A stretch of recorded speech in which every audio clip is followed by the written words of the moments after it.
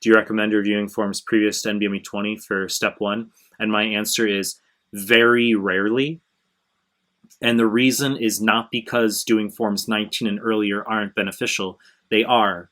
It's just merely the case that 20 through 30 are sufficient for the overwhelming majority of students, and it's practical and very doable to finish those forms.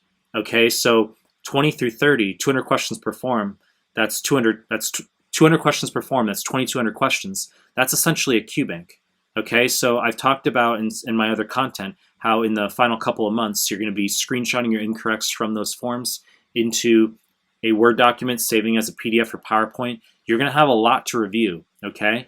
And you will have finished a passive UWorld by this point. If you haven't finished a passive UWorld and you're within the 2-month mark, you're mainly going to drop UWorld and you're going to focus on forms 20 through 30. I know that's outrageous to many students. I've made prior content on this where I've talked about this in detail, but you need to recognize that the USMLE is forms 20 through 30. Okay, the questions are exactly the same. There's repeats all over the place. If you do forms 1 through 19, there's repeats that are going to show up on forms 20 through 30, and the repeats show up on the real deal. Okay, I sat the step 1 back in 2012. I did NBME 3 online at the time, and I had 2 repeat questions on my actual USMLE, including a 3rd question that was a repeat image with a different vignette.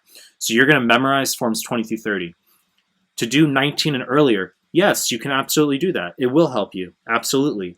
But recognize that it's beneficial to go through a passive UWorld, okay, that's standard. And then 20 through 30, 2,200 questions, that's pretty good, okay, that's pretty sufficient.